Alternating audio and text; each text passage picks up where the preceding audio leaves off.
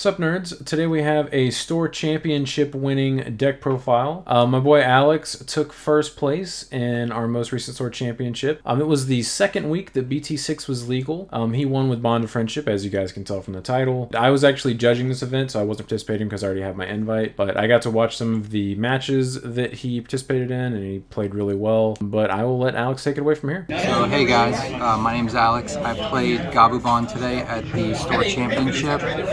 And I'm going to just show you guys my deck profile. Rather than talk about what each card does, I'm just going to tell you guys my thoughts and maybe try to make it a more informative deck profile. So starting off with the Digitamas, I played 4 Upamon and 1 Digimon. The Digimon was just an extra body because I was predicting that there was going to be several security control decks today, and I did end up playing one of them, and having the 5th egg did come up there, so this is just for security control. This is standard right here. And then for the rookies, I played 3 of these Gabumons, 3 of the draw Gabumons, or I'm sorry, 4, 4, and 4 of this one. I feel like this is pretty standard. You want to be searching out your tamers as much as possible with this deck. So I played 4 of these, and I also played 3 Strabimons as my last rookie. 4. I don't know why. Because they're 3 drops, I guess. So, yeah, Strabimon's really good because you can search the Matt, the Davis, and you can also get Lobomon. For my champions, I played 4 Lobomons, 3 Kindogurumon.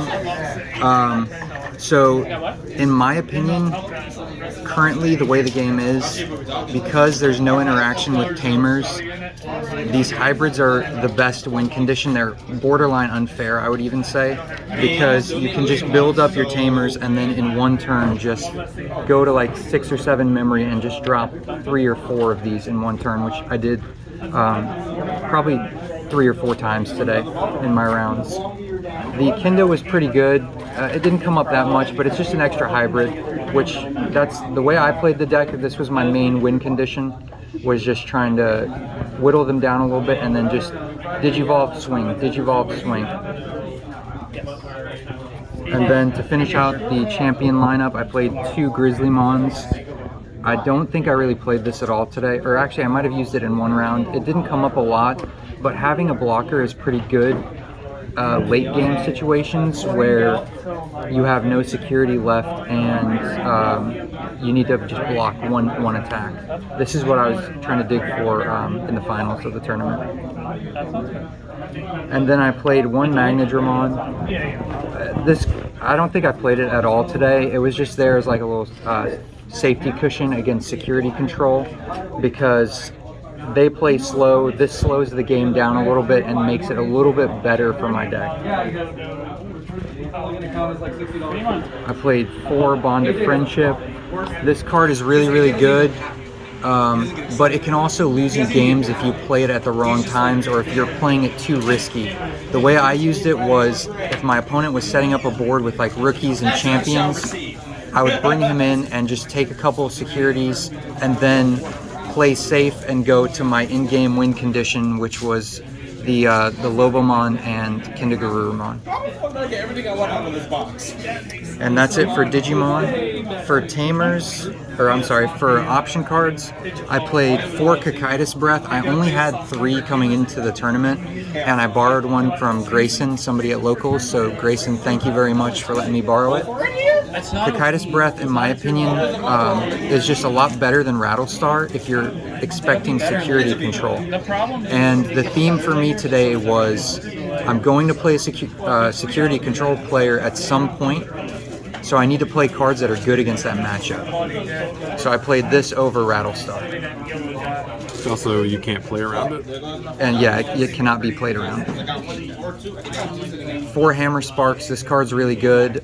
In situations where you feel like you're going to lose the game, sometimes you can just put your opponent to 1 memory, hope you have a Hammer Spark. It's just a good play with it. It's just a really, really good card. Also, it supports the win condition of building up your memory as much as you can, and then dropping Lobos and Kindergarurumons. I played 3 Howling Memory Boost. This card is actually really, really good because you can turn off blockers with this, and you can set yourself up for the same win condition. I'm going to keep saying it because it's the best way to win with this deck, in my opinion. You just build up a ton of memory, drop all your hybrids, and just win. And then for my tamers, I played 4 mats. This is standard.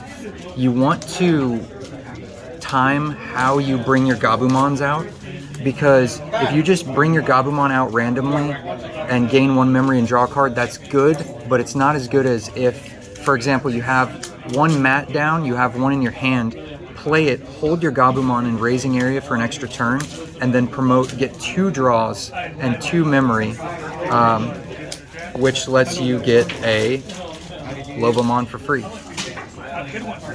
This was my favorite card today, by the way. Just hands down, best card in the deck. You need to get alt arts now. Yeah. All right, and then I played 4 Davis. I think without the Memory Boost Searcher, 4 Davis is a staple. I think it's the correct number to play.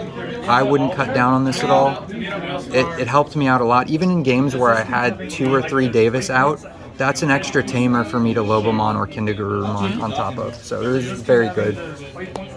And then the last card for today was Sora and Joe. This was actually an idea I got from Primitive TCG. He played this and he was talking about how good this card is against security control. And I actually got this one game against security control, and it was just an extra 2 memory every single turn. Plus it's a tamer. It's just a very, very good card, and I think it's pretty good in the deck. I'm going to keep it in there for now. But that right there was the deck. My matchups were round 1, I played against Azulongmon round 1.